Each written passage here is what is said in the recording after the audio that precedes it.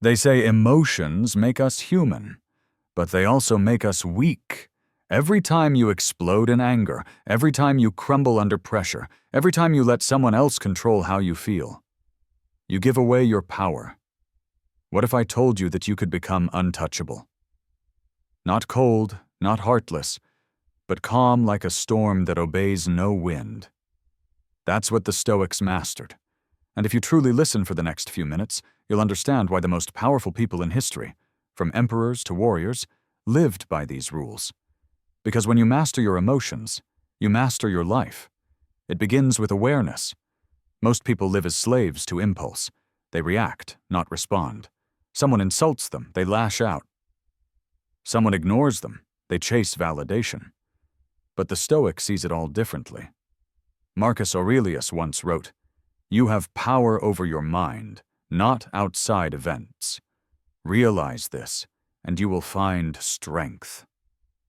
Imagine how liberating that is, to know that nothing outside of you can touch your peace unless you allow it. Every storm that shakes you only lives inside you. The outside world is neutral. Your judgment makes it heaven or hell. The first rule is control your perception. The world is not what happens. It's how you interpret what happens. Epictetus said, "It's not things that disturb us, but our opinions about things." If you train your mind to see obstacles as opportunities, rejection as redirection, and failure as feedback, then life becomes a classroom instead of a battlefield. The weak react to pain. The strong extract wisdom from it. Every moment is a mirror. What disturbs you teaches you what you still have to master. The second rule is accept what you can't control. We waste years trying to bend reality to our will, chasing outcomes that were never ours to command. The Stoics called this the dichotomy of control.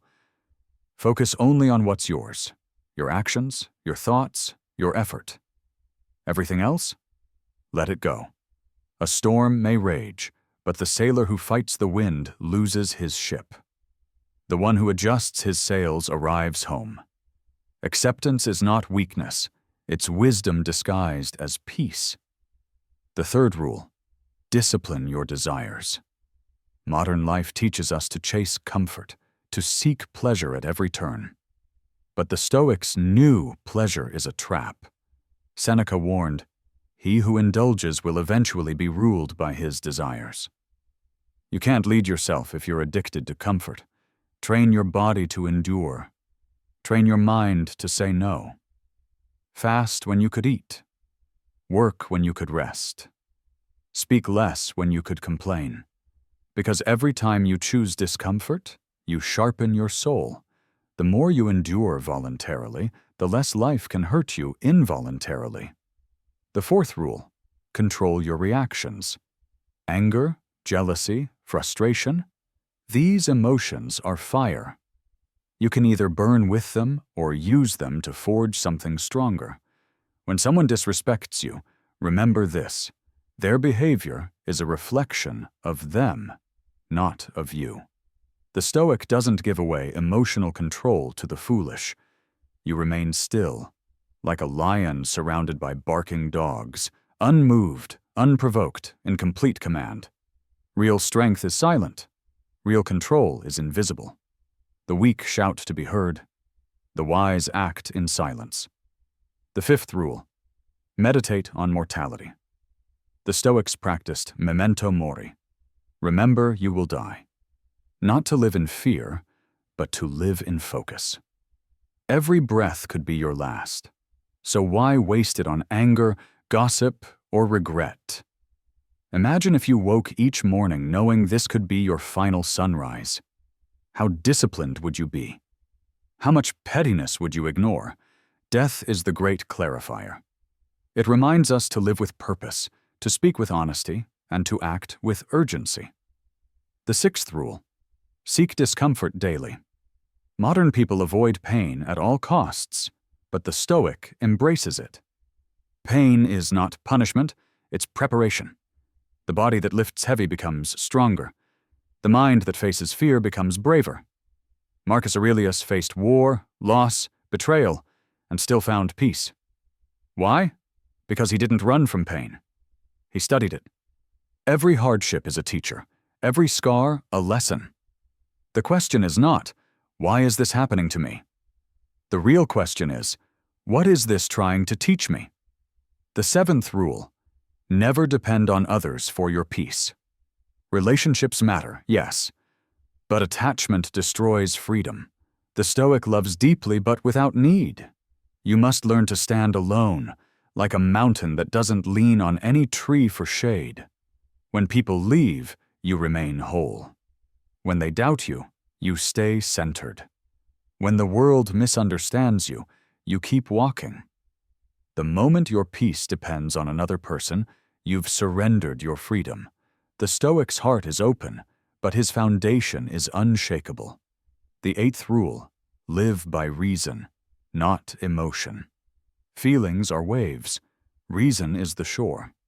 Emotions come and go, but the wise man stands firm. When you're angry, wait. When you're afraid, pause. When you're hurt, breathe. Logic doesn't remove feeling, it guides it. The Stoics believed reason was divine, the spark of the universe within us.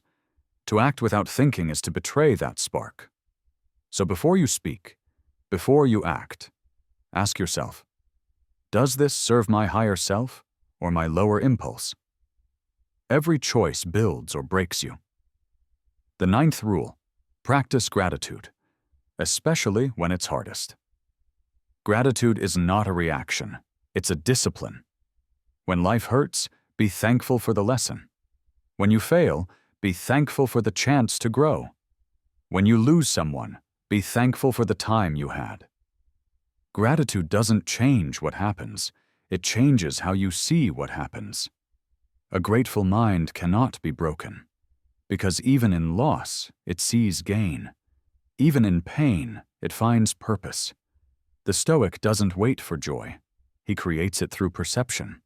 The 10th and final rule: live with purpose every day.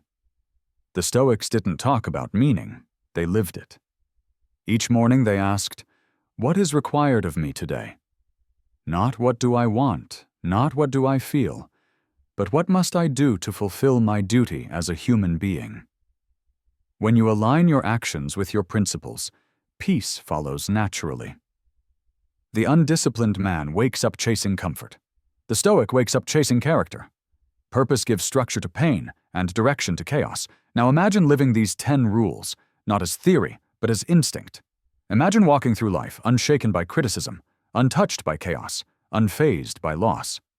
You become a fortress, not because life is easier, but because you are stronger. People will look at you and wonder why nothing moves you, why you don't react like they do. They'll call you emotionless, but they'll never understand that you feel deeply. You've just learned to master the feeling instead of becoming its prisoner. The truth is, Stoicism isn't about suppressing emotion, it's about owning it. It's not about being cold, it's about being clear. It's not about rejecting humanity, it's about elevating it. The Stoic doesn't float above pain. He walks through it calm, deliberate, unbroken. He knows control begins within, and when you control the inside, the outside loses all power over you. So let them talk, let them doubt, let the world test you. You were not built to crumble. You were built to rise. Every moment of chaos is another chance to practice composure. Every insult, a test of your ego. Every failure, a reminder that discipline is not punishment, it's freedom. Remember this: emotions are visitors. Discipline is home. When you master your emotions, you become emotionally invincible. Untouchable not because you feel less, but because you understand more. In a world that feeds on outrage and distraction, be the calm center. While others react, you respond. While others break, you breathe. While others seek validation, you seek virtue. That's Stoic mastery. That's emotional invincibility. And that's how you rise above the noise and walk as the one who cannot be shaken. So tomorrow morning, when life hits you again, Stop. Breathe. Remember these rules. You don't need to fight the storm. You are the storm. Calm, powerful, and completely under control.